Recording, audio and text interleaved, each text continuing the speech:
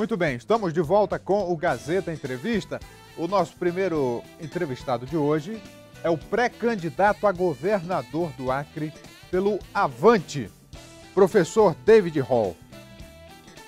É uma candidatura que agora está sendo colocada publicamente, né? O pré-candidato, uma das primeiras entrevistas dele é aqui no programa.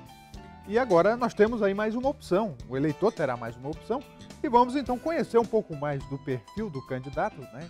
Que ainda está na fase de pré-campanha, obviamente, mas que já pode, enfim, mostrar a cara. Boa tarde, David Hall. Seja bem-vindo aqui ao Gazeta Entrevista. E dá aqui um breve resumo do seu currículo.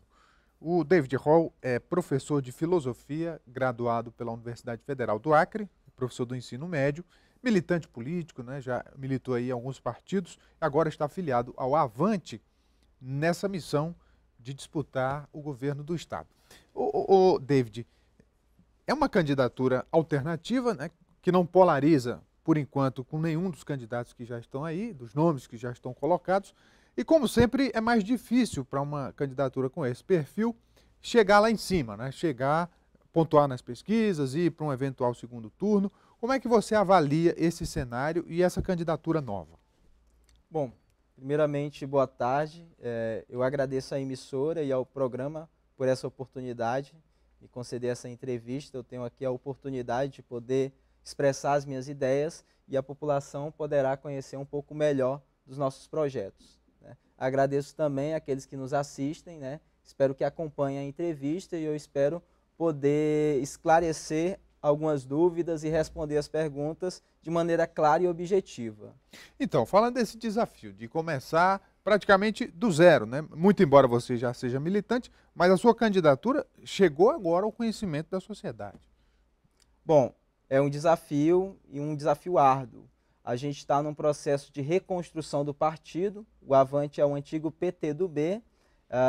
Era um partido aqui no estado do Acre, um partido fisiológico, né, para ser bem sincero, e a gente está colocando conteúdo no partido, a gente está transformando como se fosse praticamente do zero. E a gente está unindo pessoas das mais diversas áreas, pessoas capacitadas, técnicos, profissionais, para poder apresentar um projeto factível para a população acreana. Esse é o desafio de muitas candidaturas que têm um perfil ideológico, mas que às vezes não tem estrutura financeira, não tem a máquina de um governo, de uma prefeitura dando suporte, e é justamente sobre esse desafio que eu quero falar. Como é que você vai tentar superar essas dificuldades para chegar no eleitor? É verdade.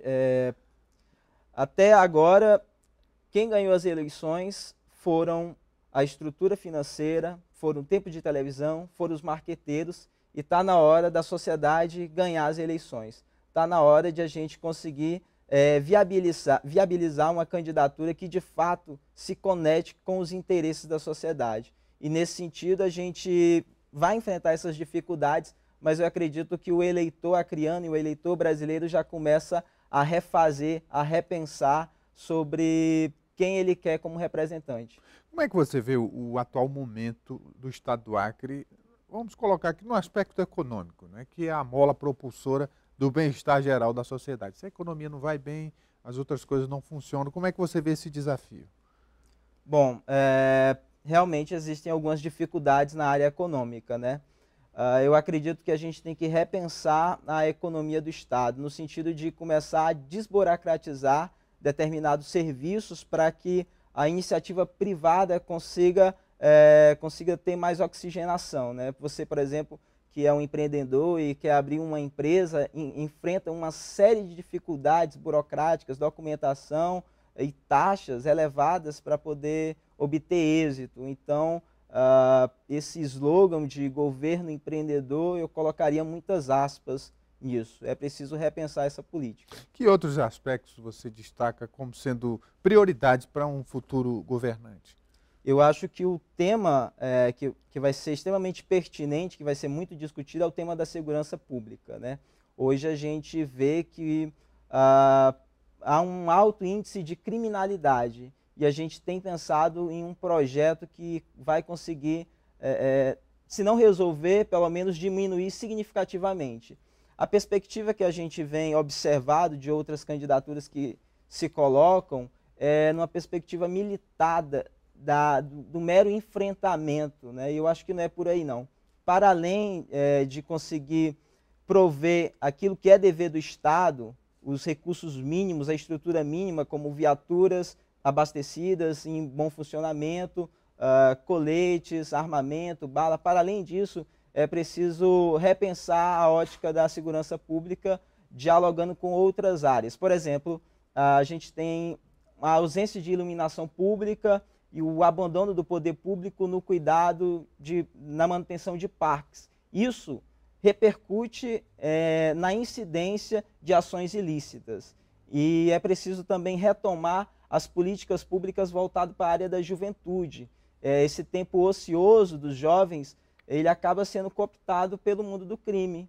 E se a gente tiver políticas públicas emancipatórias para a área da juventude, a gente vai conseguir cooptar esses jovens para o bem. Então é preciso repensar a política de segurança pública sob essa ótica holística.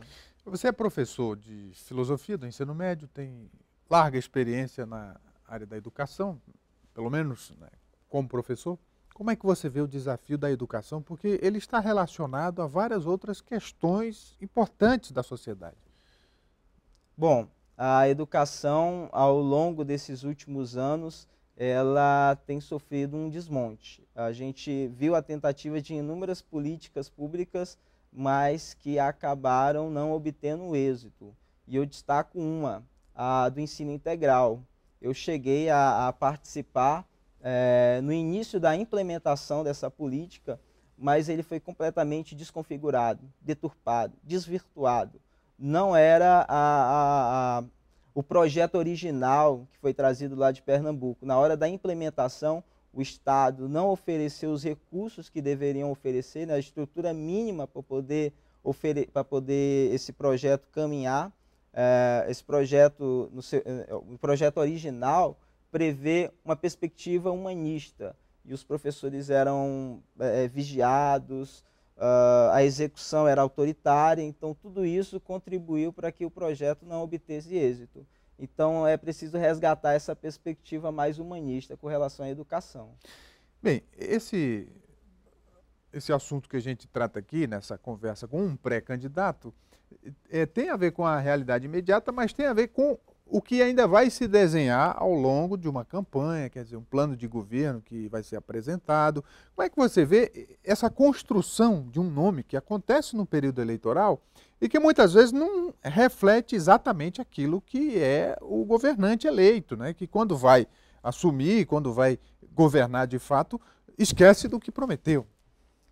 Infelizmente isso acontece. A Marina, ela diz algo, a Marina Silva é uma grande referência que eu tenho, e ela sempre diz o seguinte: a maneira como você participa das eleições, né, vai determinar a maneira como vai se governar. Então, se a gente mente na campanha, a gente vai mentir lá na frente. Se a gente faz a campanha falando a verdade, lá na frente a gente vai. Então, a gente se propõe ser o novo na política. A gente quer renovar a política, mas essa renovação ela não pode ser só no discurso. O discurso é muito bonito, mas é um discurso vazio. É preciso que essa mudança ela já aconteça durante a campanha. Por exemplo, como é que a gente vê a questão do apoio dos outros partidos, né? A base, né?